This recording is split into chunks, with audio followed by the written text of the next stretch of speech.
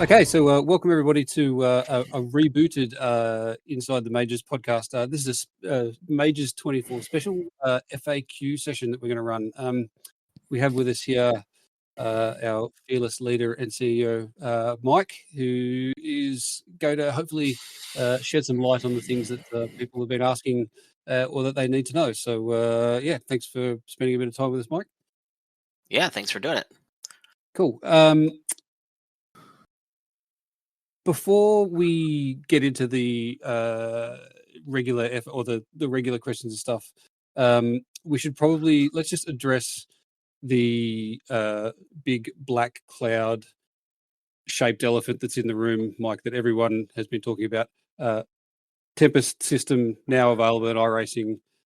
Majors have decided not to use it for 24. Could you just give us a bit of a rundown on how we came to that decision?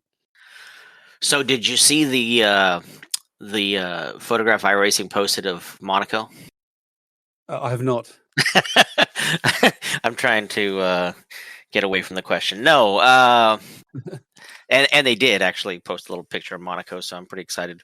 But we'll get back to the rain question. So yeah, we thought about, obviously, when rain came out at the beginning of season 2. That was super exciting. Everybody was jazzed up about it. Nobody more than myself. I've been wanting to do a rain Le Mans forever, literally. And we figured it was a slam dunk. We would have rain in our sessions. It'd be the very first Majors 24, very first endurance race at Le Mans on the iRacing sim with rain. It was going to be pretty cool. And so I give that context only to say how excruciatingly difficult a decision it was to not include rain this year, but with the with the percentage of people that are still having issues with it, with acknowledging sort of the general feelings and sentiment of the drivers that have registered for the race to this point, it became clear that it was a risk not worth taking. And for certain, had we had rain enabled, there would have been, X percentage, whether that's, 2, 5, 10% of the teams, and it could have been more than that, would have had issues, would have had disconnects, would have had a marred event if we had included rain. So after weeks and weeks of thinking about it, and honestly waiting and hoping that a patch would be forthcoming that would fix it once and for all, that has not yet materialized. And when we got the dev update from iRacing a week or so ago, that it became clear that there wasn't going to be one prior to the new build. We just had to we had to just fall on the sword and make the call to not include rain in the sessions. Yeah, I think tough but pragmatic, I think would be the way to sum up the decision. So there you go. I mean, I'm with you. I was so looking forward to it, and the additional strategic elements that it brings to the race would have been fantastic. But there's not a lot of strategy in trying to be the team that has the least disconnects over the race distance. So, right. Yeah. Anyway, so yeah, thanks for that. Now the other big one that's been asked about quite a lot, and obviously due to timing and stuff, was a bit of a contentious one. Is we're due a build between qualifying week and the race, and the introduction of a couple of new GT3 cars. Mm-hmm. So for those teams that are looking at these new GT3 cars, which will be eligible for the race, yep. They're one of the cars in the classes that we have in our race. Can we just confirm for everybody and allay their fears that qualifying in one car and racing in a different car within the same class is okay? Right. So this seems to be a question that people are having a hard time grappling with. It's almost like you can just envision the heads exploding everywhere. But yes, so it's been our longstanding tradition that in classes with multiple makes, you can practice, qualify, and race in any make you want within that class. That's been our tradition forever, and for many reasons. First and foremost, we want to give teams every opportunity to pick the best car for them and their team. And so maybe, they figure that out during race week, and maybe they figure that out during qualifying, and maybe they do extra testing, and it doesn't have to match up with how the real world works 100%. I'm a strong believer in that. And so we wanted to have that flexibility for teams. Number one. Number two, we don't track the make. So we only track the class. So we literally don't know or care what make you are using within the class you are using, as long as you stay within the class you sign up for, and that your first driver pre-qualifies for. So those are just our normal standard traditions. The fact that we've added 2 new cars to I was a little hesitant to add the cars, number one, because we're going up to 13 cars in the session, but I sort of wanted to acquiesce a little bit to the field as a whole because of the rain situation. So I thought, well, let's throw a bone out here of, hey, at least we've got these 2 new cool cars.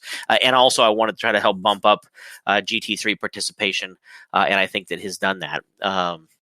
So if you want to race the Mustang or the Corvette, you got to pick GT3 from the go and go from there. So yes, you can practice, qualify in any car you want within the make you choose, and then once pre-qualifying is over, you can flip that on its head and race in a totally different car within the class that you have chosen. So hopefully that is clear. Cool. Oh, that doesn't mean you can do it in the W13 for anyone that's thinking it. You said about increase in GT3 numbers. I mean, last year we had 10 splits, and if I remember correctly, it was just under 600 teams. How are things tracking so far for this one? Right. So we ended up with just over 500 teams that raced. So I can't remember how many registered, but it was just over 500 that actually raced. So far, we're at 380 teams. So we'll hit 400 teams tomorrow. We'll crack that number. So that'll put us over the 8 split mark for sure. And that's with 2 weeks before the race. We're about 50 to 80 entrants ahead of where we were last year on the same date. So don't know how that'll translate to total participation, but I'm expecting somewhere between 10 and 12 splits. So really, really happy about that. Okay, I'll just add this as well, because it has been asked a few times from people that haven't done the majors before.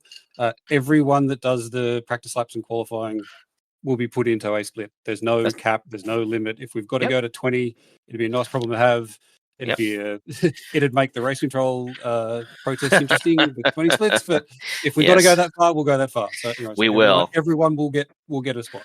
Unlimited splits. And unlike normal majors races, we don't have a minimum laps requirement for this race, but we do have a pre-qualifying requirement. So, for everybody listening, there's only 2 things you have to do to make sure you are placed on the grid on race day. Number 1 is register. Okay, that seems simple enough. 3 things. Okay, number 1 is register. Number 2 is be in the league on iRacing. Otherwise, you're not going to have access to do the number 3 thing on the list, which is at least 3 of your drivers on your team must pre-qualify. And every driver who wishes to race on race day must pre-qualify. But as long as you have 3, you will be grid. If you sign up with a team of 2 and both of you pre-qualify, you're going to be disappointed because you're not going to be placed on the grid. So 3 drivers minimum, 8 drivers maximum. You must have at least 3 pre-qualify to be placed on the grid. And I'm not sure how somebody would have got to this podcast and not know where to register, but just in case, majors.com. It's right there at the very front. Just click on the Majors 24 banner, and you can sign up from there. Yep. Entry, I'll answer my own question here. Entry is 40 credits. However, as I'm sure Mike, you've answered a few people this week, you can't pull your credits together from all of your drivers. It does need to be one person's credits that enter the team. That's largely a logistical issue in the way that the site and everything works. But that's a limitation that everyone, just whoever puts the team in, just you owe them a beer or 2. That's the way that we do it in our team. You're right. Yep. Can't combine the credits. And just to add further clarity on what you were kind of talking about with the logistical issue, it's not so much a logistical issue as it's a choice that we made to award every single person who signs up on the website 10 credits. So we gift you 10 credits when you sign up. And we do that because we want to encourage you to race a race without feeling like you have to, commit financially to our series to do that. But that's our individual races. We run lots and lots of individual races every year, and we want to encourage everybody to at least try us out and give us a test. Majors 24 is a little bit different. If we allowed everybody to pool their credits, well, it would be very, very easy for a team to have 4 drivers all sign up new and have almost 100% unpaid entries. And while that may sound great to everybody else, I'm not personally willing to just gift the iRacing community, $10,000 or $12,000 to run this event. So has to be a compromise there, and so we can't combine the credits. Now, if we didn't gift everybody those 10 credits, I'd be way more amenable to letting people share their credits. But we don't do that, so that's where we are as far as that is concerned. But sort of on the other cheek side, turning the other cheek sort of a thing, it is 40 credits, which is the equivalent of $40 US. But, for those of you who have multiple teams to enter, 3 or more specifically, and we have lots of organizations that do that, you can buy the credits in such a way where you actually reduce your financial commitment to under that $40 per team. So if you could buy 120 credits for $100 ultimately, real easy, and that would save you $20. So there's ways to get the cost down a little bit, but no, you can't share. And just with some rough maths, even at $40 divided by 24 divided by 4 drivers is less than 50 cents an hour. It's pretty cheap entertainment. So yeah. Having said that about credits and stuff, I understand that there is a place where people can volunteer to help with the running of the race, Yes, and then in return get a little bit of help with the entry fee. I know that offer went out quite a while ago, and a lot of the positions have been filled. But is there still a few jobs for people if they're interested in doing that? Yeah, I would say we shoot for about 200 hours, 200 volunteer hours. Which sounds like a lot, probably, but we shoot for about 200 volunteer hours for the race, for race control, and we are sitting at about 212 right now. I would be happy to go up to like 250 because I think we are going to have more splits. I think we're going to have about 12 splits. So if we've got a few spots left open for if you have not registered yet, you're not sure if you want to pay the $40.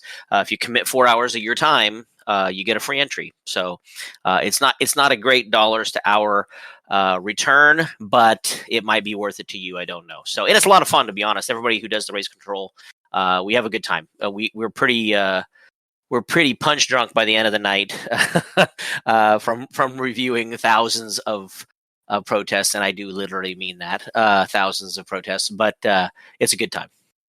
Yeah, it's having done it. It's for those that haven't done it before. It is good fun. Yeah, everybody has a good time, a good laugh, and you get to see some of the craziness from some of the other splits that you wouldn't have seen otherwise.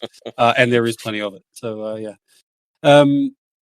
So in terms of entry deadline, withdrawals, changing people's in your team, that sort of stuff, Mike. Obviously, it's on the website, and the deadlines that are shown on Discord should be showing in everybody's everyone's local time zone. Right. But could you just give us clarity on sort of roughly how the timeline of the week is going to work?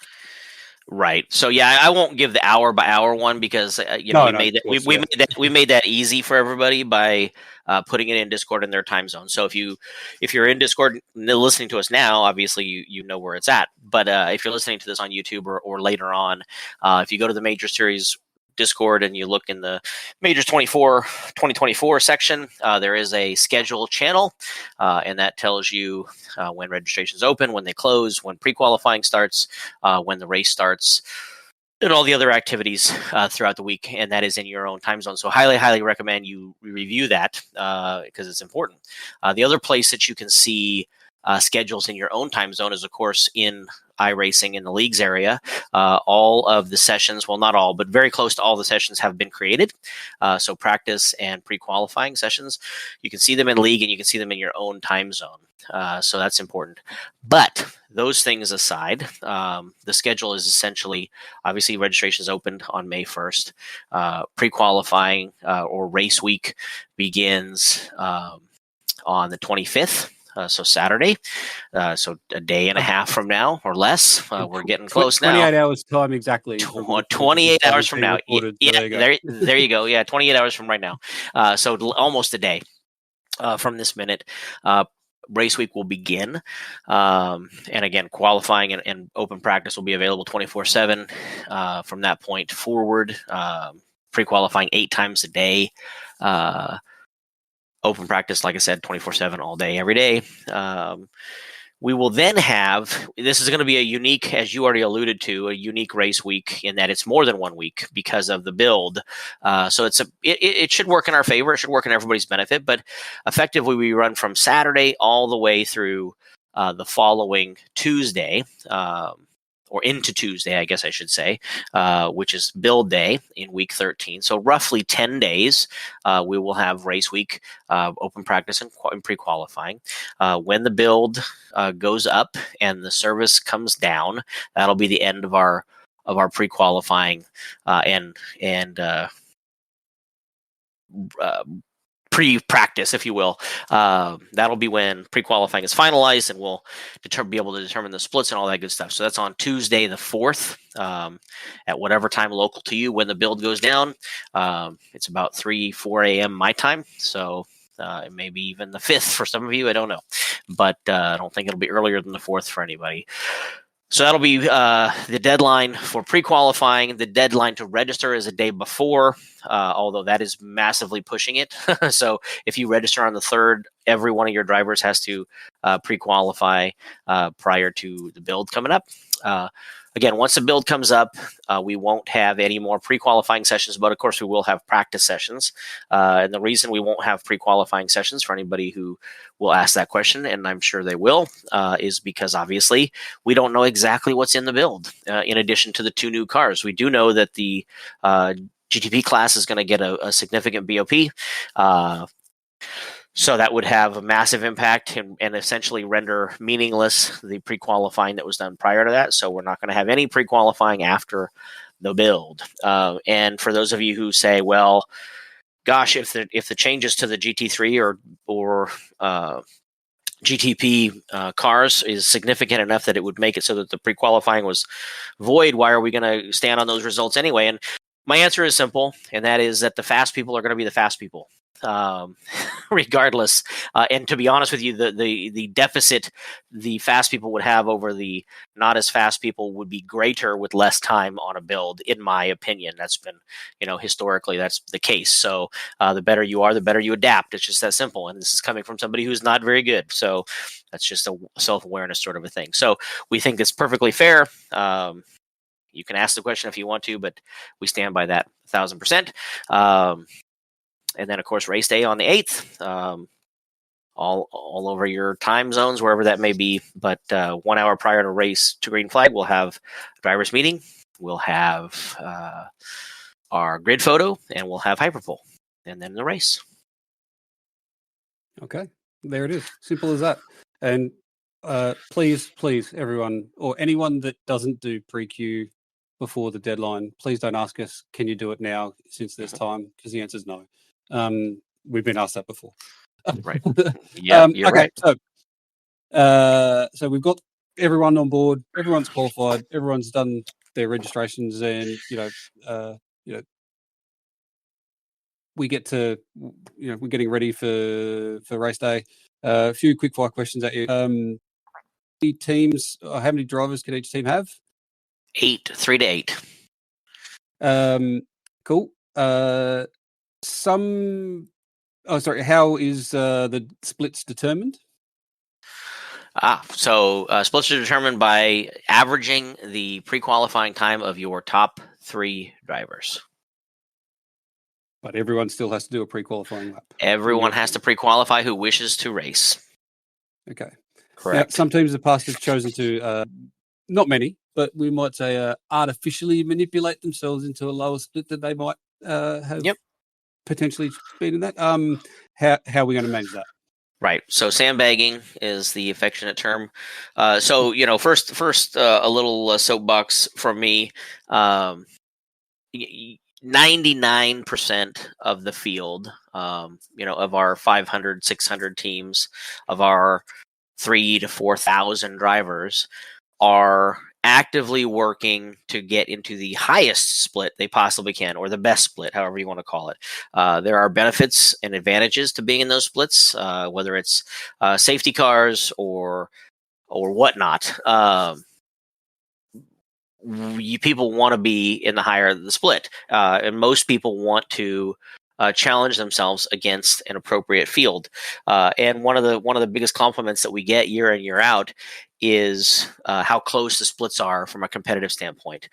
So we want to keep that going, and sandbagging is obviously the antithesis to that. So if you're a team that has the strategy of trying to get yourself into the lowest split possible, or the worst split possible, so that you can dominate it, that is absolutely counter to our ethos, counter to what we are striving for. And so it's real simple.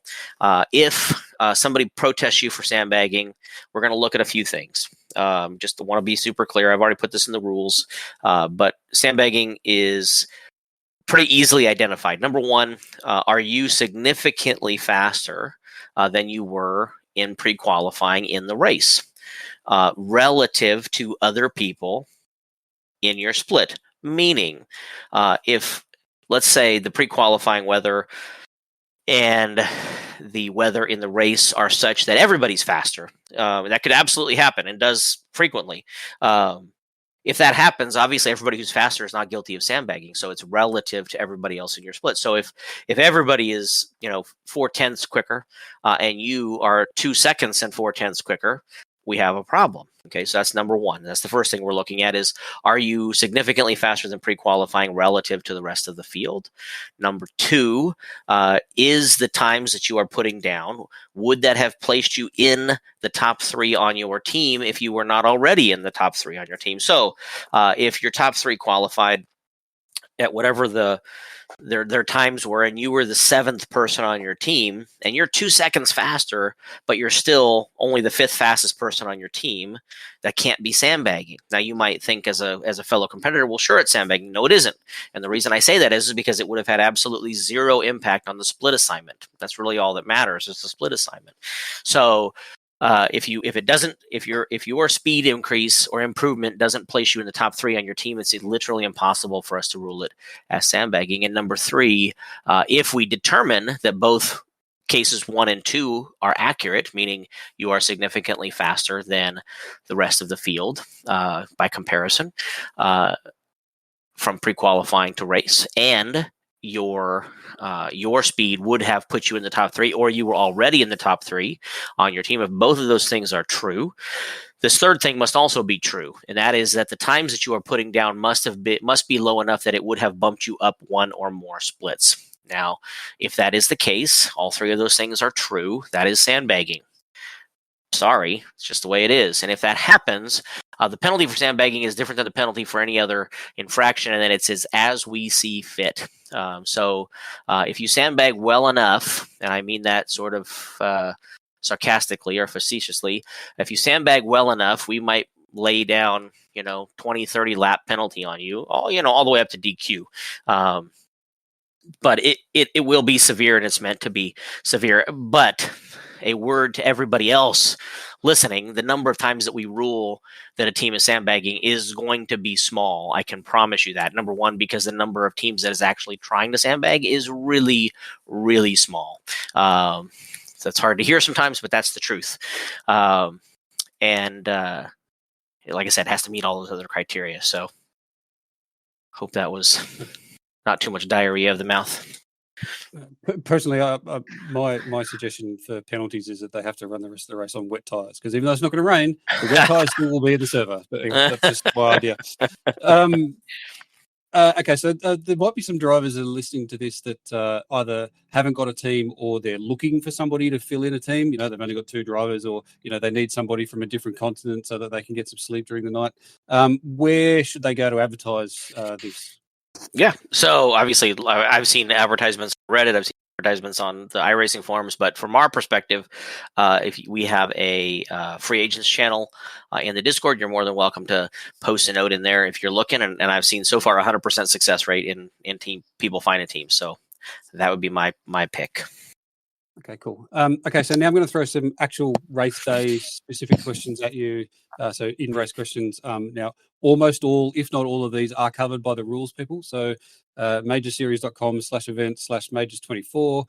They're either on the event page there, or there is a link to the rules there, which covers almost all of these. However, just in case people need to hear it rather than read it, we'll run through a few of these really, really quickly. Will there be fast repairs? No, there will not. Is there any incident limits or tire limits for any of the cars? No, there are not. Drivers briefing. What does each team need to know about the drivers briefing that happens an hour before the race start? Yep. So drivers meeting will be lit 50 minutes, or excuse me, an hour and 10 minutes before green flag. It'll be here in Discord in this channel that you're listening to right now if you're listening to us live, but it's the drivers meeting stage if you're listening to this on demand later. And each team needs to have at least one representative in the meeting. So, cool. Start of the race itself. How would you like that to run? Obviously, with the different classes and class splits and whether you go on green or the lights or whatever. Yeah. Yep. Okay. So GTP leader. So overall leader. We will grid it by class.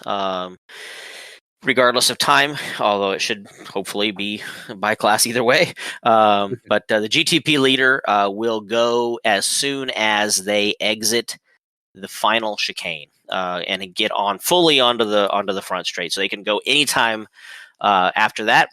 The green flag probably will have already waved at that point, but they will not have gotten to the start-finish line. But they go as soon as they fully exit the chicane. And obviously nobody before the leader can go before the leader, or after leader can go before the leader. As far as LMP2 and GT3, they're going to have a 10-second gap. So whoever's pole in LMP2 or pole in GT3 in every split will need to be aware that you're going to hold the field 10 seconds and leave a 10-second gap between the group in front of you. You will go on green. So the GTPs will have been long gone when LMP2 goes. When LMP2 goes on green, they will still be short of the chicanes. That's the idea.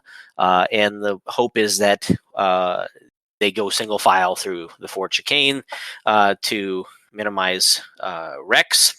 We've been pretty successful with that in most splits every year. So that process has been effective. Protests, unfortunately, as we alluded to before, there's going to be plenty of those. Yep. Obviously, live admitting will be occurring for all of the splits. But how can people, if they unfortunately need to, make admins aware of an incident, how do they do that? Yep. So if you feel aggrieved and need to submit a protest, you'll do that here in Discord.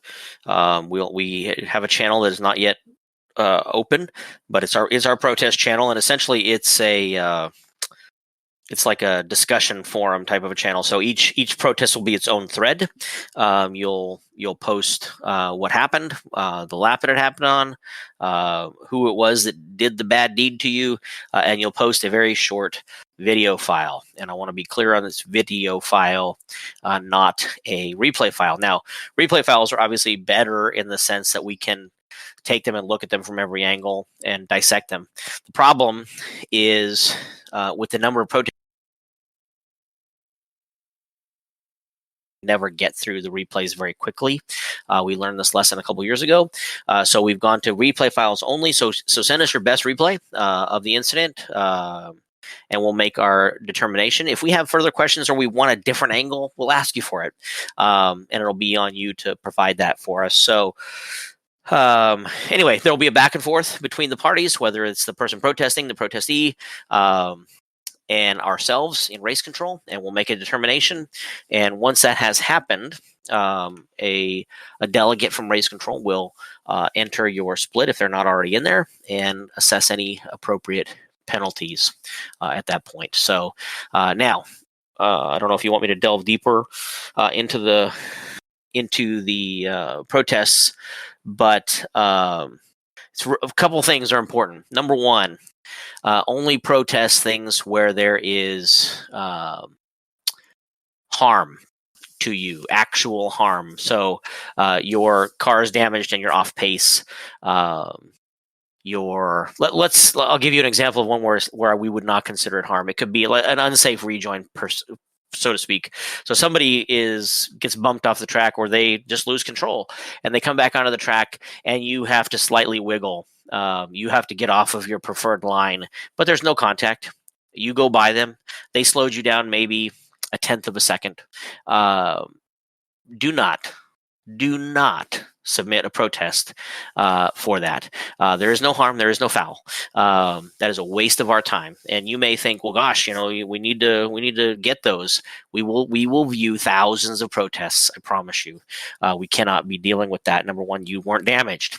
So again, there needs to be some harm that happens before you submit a protest. Number one. Number two, it needs to be an incident that you or your team was involved in. So if it's an incident you witness from afar and you're like, oh man, that was a wicked crash, I'm going to protest that. No, don't do that. Let the parties involved protest it. They can decide whether that's something that they want to do or not. They may have had, a DM conversation back and forth with the other team, and they may feel happy with where they're at. Don't get involved in what is not your business. So you do not need to protest something that is not involved in. Now, the only exception to that is one that affects anybody in your split. And of course, that is the sandbagging one. So if you find that somebody is sandbagging, please feel free to protest that. Or if somebody has such a terrible internet connection that is causing problems for everybody in the split, that's impacting you. That's infecting you. And more than anything than a protest, that's simply alerting race control that we need to go in there and have a chat with that team and say, hey, you need to either get a driver in there who's got a better internet connection, or you guys need to set her down. So please only protest things that affect you directly, not things that you see. Okay. What am I missing on protests, Garren? Well, I was just going to ask you, will there be a list of penalties for set penalties for different infractions, or how's that going to be? No, not at all. So, and the reason is that we're going to employ flexibility. We're going to look at every situation on its own merits. Now we'll have some guidelines for the team when assessing penalties. We're looking at like I said, things like unsafe rejoins. We're looking at obviously intentional contact. We're looking at avoidable contact, things like that. Jump starts, et cetera, et cetera. So all of those things will sort of have a baseline, but can be more or less egregious, and we want to be able to have the flexibility to rule on them as such. Yep.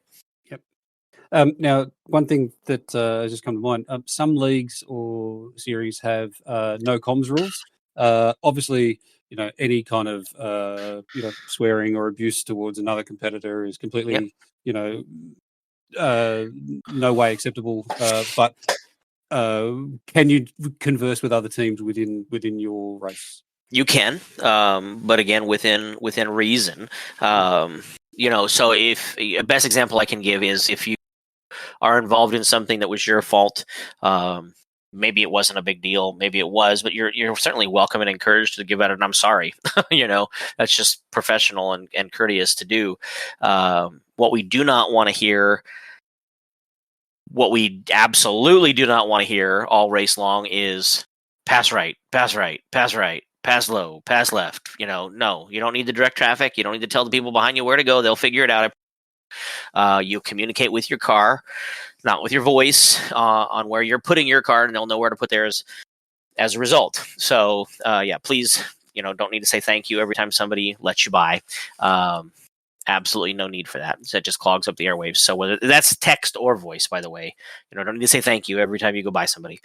It's a nice thought, but again, just think about 54 teams in every split, and the sheer number of laps and the number of passes that are going to happen. Please don't do that to everybody else. For anyone that's listening live, now would be a good time if you had any additional questions that we haven't covered for you to post them in the ITM questions channel. I've got it open. I will be looking at it. While we're waiting to see if any questions come in there, and I can see a couple of people typing now already.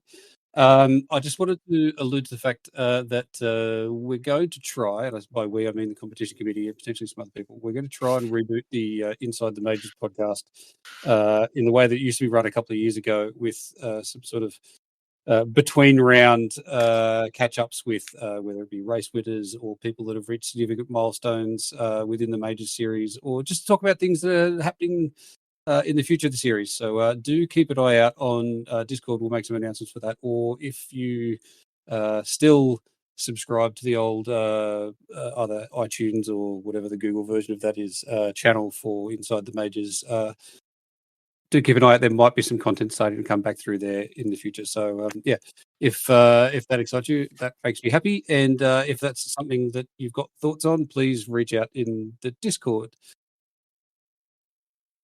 Somebody was typing before and now they've stopped. So we don't have any actual questions in the Inside the Majors questions channel there at the moment. Oh, here we go. Full track caution splits 1 to 4. Why are these done? Okay, so yes, safety car was the last thing that I was going to finish on because it's complex and it will impact like people. Whilst there is quite an extensive set of regulations, for some people it can be a little daunting. So, Mike, safety cars, top 4 splits, go. Go. Okay. Well, I'll answer Dean's question specifically first. So his question is, why are they done? And I'm just going to guess, Dean. You can tell me if I'm wrong, but my guess is that your preference is that they're not done. But the reality is that the vast majority of people want them. They're unique. Not a lot of, certainly not in officials in road, not in any special events, and very few leagues have cautions in their endurance races at all to begin with. So they're wanted. Number one. Number two, they're in the real world. Now I realize that there's a lot of things that we have that are not in the real world, and that make safety cars completely unnecessary. No need for safety. I do understand that, but they add to the strategy element dramatically. And again, it's just something that myself included, but people overwhelmingly do want. It also, full transparency, it gives us something, where we know we're going to have 8, 9, 10, 12 splits, where we can sort of hang it out there as a carrot of, hey, we don't sandbag. We want you fighting for that highest split you can get into, because if you can make the top 4, you're going to have cautions in your split. You're going to have safety cars. So, like I said, most people want that, so they're striving for that. Hope that answers your question. And in terms of the way that the safety cars will operate, it's probably too much to go through step by step everything in this podcast. But to give it a brief overview, top split will have manually driven safety cars and a slightly different process to the other ones. Splits 2, 3, and 4, we will be using the overall leader as the pace car, and so restricting their speed, and they become the pace car. Exactly. Please have a read of the rules. It worked really, really well last year. Pits remain open the whole time, so there's no complexities around pitting or not being able to pit when you really need to for fuel or whatever else. And so, if anybody's really, really interested in knowing more about it, please feel free to reach out. But yeah, for all intents and purposes, it's essentially the way that the safety car system used to run at Le Mans, not the way that it runs now, which is, well, certainly last year took way too long and was overly complex. Next question. Are there any rules regarding minimum laps during pre-queue? No, you can use in each qualifying run. You're given 4 laps, and you can use those any which way you like. If you want to do a lap, reset, and go again, you can do that. But you will lose one of the 4 laps by choosing to reset. But you can do 1 lap, and if you nail one and just go, well, that's because I think I can go, be done. That's fine too. You don't have to run all 4. It's not an average. It's your single best lap. And then somebody else has asked about multiple attempts for pre-queue, which I'll let you take, Mike. Yep. Yes. So multiple and unlimited attempts for pre-qualifying are allowed, just as last year.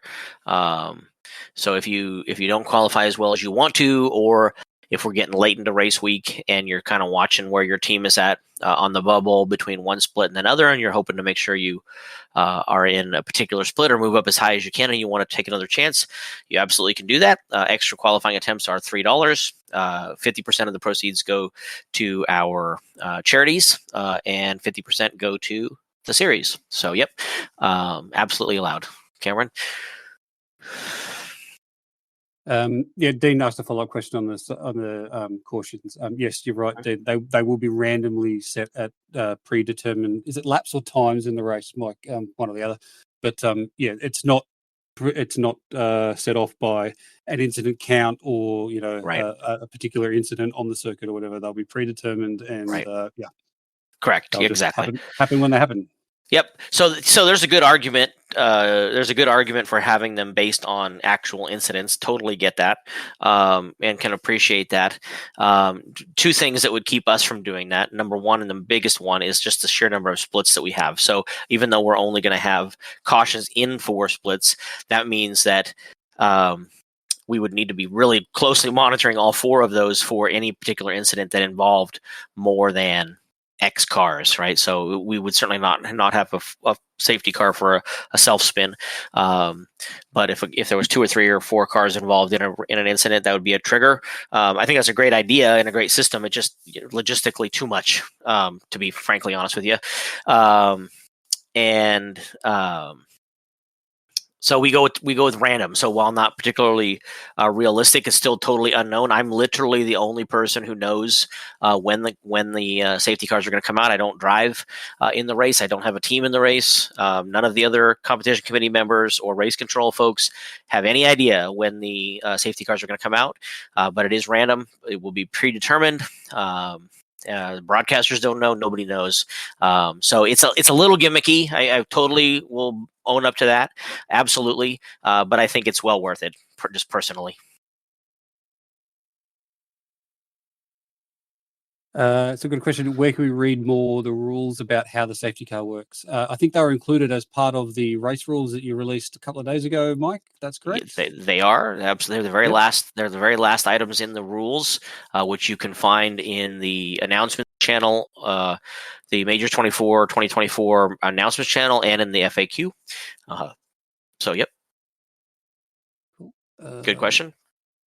I've just clicked off the channel. Now let's go back. We've got a couple more coming in from Cameron and Boona. Good opportunity to ask everybody. Please have your Discord name be your iRacing name. It makes things real easy, especially when it comes down to protests in a couple weeks' time. So. Yes, it does make it a lot easier for us to find you once we actually get into your split. If we know the name of the person that we're actually looking for. Do all of my drivers need to be part of the major series to register them? Yes. It's free to sign up on our website. You must sign up or you can't be added to a team. That would be a problem. Plus, by being part of the major series, then that means you can come and do one of our regular series races, which are a great amount of fun and are in some pretty cool cars and places. So, come along and do one of those for fun as well. Darn right. Do we get to argue protests against us if we feel we have good info or proof otherwise? Now, this one I know was referenced the other day, but I'll let you take that one, Mike. Of course, so that the other way to say that is, can you appeal a protest? And yes, of course you can. You can appeal if you feel that we've made a bad decision. You can absolutely appeal it. I do want to say, and not everybody agrees with our philosophy on this. My philosophy, really, if we're taking full ownership, but every single protest that comes in, we view it through the lens that it's a racing incident. We must prove that somebody was at fault. So if we rule that somebody was at fault, we feel pretty strongly that that is the case. But you are absolutely welcome to appeal something. If one thing I did not mention in the protests, but if a team either submits a protest that we consider to be frivolous, the example I gave is a good one, where there's a rejoin, what could be considered an unsafe rejoin, but nobody was harmed, in the process, we could consider that a frivolous protest, and we may in fact penalize the protester. We do not want you submitting those types of protests. Same thing, if you appeal a penalty just because you got a penalty, and you're just taking a flyer that maybe will look at it again and overturn it, that could be viewed a frivolous appeal. And the same thing, we could levy a more harsh penalty. And again, all I will ask is that you respect the incredible amount of time that we're going to be spending reviewing protests, and really take seriously either submitting one or submitting an appeal, and not just simply looking through the red mist that you've taken an objective view of the incident itself. But no, we are happy to look at an appeal. No incident point penalties, correct? Yeah, covered that one earlier, but I appreciate some people have been coming in and out as this has gone on. If there's one more question coming in at the moment, but if anyone else got any questions, get them in now because we will wrap this up shortly. But Mike, the Majors 24. This is number 12 overall. No, this is What? fourth Fourth. season. Fourth. Yeah. Fourth Majors 24 that we've done. Yep. What was it that actually made you decide to like put this event together in the first place? Why did we do it? Well, it won't be a surprise to anybody, but I won't take any credit for it. So back in 2020, 21, whatever it was, first year, I think it was 21, I guess. Obviously, iRacing had lost the license to run the 24 Hours of Le Mans as a special event, and everybody was bummed about it. And we had two guys on our team, Trevor Vavrosky and Eric Mickey, that spoke up very vocally and said, "Hey, we need to do this. We need to run this event." And I was honestly skeptical of it. We had a whole season we were running. It was in the middle of the season. It was a couple months before, and but we decided, you know what, let's go for it. And the turnout and the reception to it was so good that obviously we've just tried to make it bigger and better every year, and it's turned out that way. We've had a question. Can we have an admin race one day? An admin race? What? Get all the admins to race each other. Oh hell! Just for fun. No. We'll do it. We could do it in a cup car. That'd be fair for everybody, right? There you go. Exactly, at a play track. That's the only thing I got a shot at. Okay, there's one more question coming in, which we might make the last one unless somebody gets in really, really quick afterwards. But Mike, I want to thank you for your time and answering all of these questions. I know that it's going to be a massively, massively busy couple of weeks of very little sleep for you and some of the other guys in the crew. But I know that there's a reason that this event succeeds every year. I love it. My sim racing year is revolves around this, as does my planning with my family's holidays and so forth. But and I know that there's a lot of other people that feel the same way. So thank you for instigating it and running it and putting everything into it that you do. For anybody that's looking for some setup help, particularly if it comes to the new cars, and I'm not sure how quick you guys can do this, Mike, but majorsgarage.com if you're looking for some setups for Le Mans is a pretty awesome place to go. I certainly use them a lot, and can't say enough about them. So okay, we'll make this the last question. Sorry if it's in the rules. Is there a section of rules that defines how side-by-side racing is to be conducted? Pretty broad swathe of approaches, different series of events and how to penalise, wheel-to-wheel racing. Mike, driving standards. I think this is basically a question of: do we have? Or what's the go there? Right. So obviously it's a multi-class race, so we deal with it in two ways. Number one is when you're dealing with cars that are not in your class, and when you are dealing with cars that are in your class. So, and again, Le Mans being straight, connected by some very fast turns, it is, in all fairness, easier to judge some of these racing standard type questions. But the biggest thing is that we're not blocking. So if you are being if you've got a faster class coming up on you, we expect you to run your normal racing line. You don't need to deviate. Again, as I mentioned before, don't speak with your text or your voice. Speak with your car, and place it where you want to place it, and be consistent. And the faster classes will pass you. If you're asking specifically, on dive bombs, if they're at this quarter panel, if they're at halfway, where are they at? We're going to look at reasonable. Essentially, do you have reasonable position, which means you have reasonable overlap on the car in front of you before a pass can be considered not a dive bomb, or that you would be at fault for it. And that would be from A class. But as far as defending, again, you don't need to defend the faster classes. You just let them go by running your own line. You don't need to deviate your line. Like I said, you don't need to jump out of the way. Please don't do that. If you are racing your own class, you are allowed to run a defensive line. You can literally run the defensive line if you want to, and you can make one defensive move, but more than that is considered blocking. And the same rules apply to reasonable overlap on passes or dive bombs, if you will. You need to have a reasonable overlap on the car in front of you before a pass can be considered legitimate. So there you have it. There we go. And appreciate the comments, Garren. Obviously, you're very humble. Obviously, a huge part of this race and event comes down to you and all the other guys in the CC answering a gajillion questions. So very much appreciate. It's literally impossible without a ton of people. It would not be possible. Whether that's 10 people in the CC or 20 people volunteering in race control, or 4 or 5 people like yourself who volunteer to help me distribute coins all over the world.